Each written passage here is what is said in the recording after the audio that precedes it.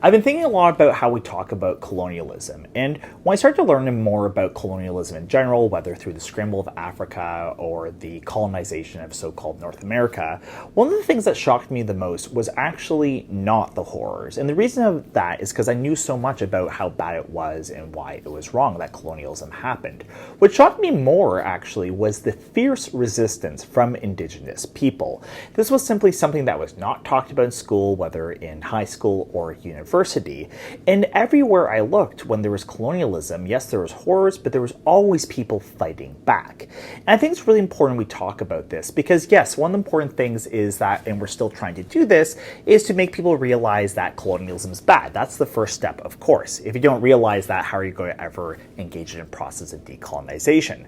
But once we realize how horrible genocidal colonialism is, we really need to talk about ways to resist it. And Indigenous people have always engaged in resistance. But unfortunately, the way we're taught, I found at least through my process, it was almost as if Indigenous people were, naive and passive. And that's really bad because one, it's racist. It's pretty much treating them as idiots. And the second thing, though, also, is it kind of almost makes the colonial process seem inevitable, almost as if we're blaming the victim, The way I remember learning about colonialism was Europeans came and a lot of Indigenous people died and then they all fled. Like, that's what I remember learning. What I never was taught, for instance, was things like the Apache Wars, where the Apache people in North America engaged in very fierce resistance against the American settlers.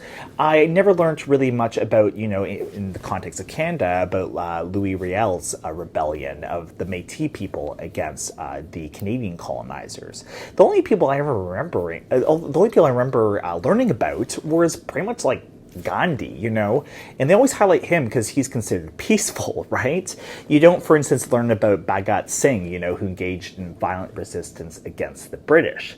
And through these narratives, there's really two things going on. One is actually a very racist narrative that these people are passive, and the only people who get highlighted are the peaceful ones. And really what the colonizer wants is they want these people, they want Indigenous people and everyone who stands in solidarity with them to be passive, to be pacifist as well.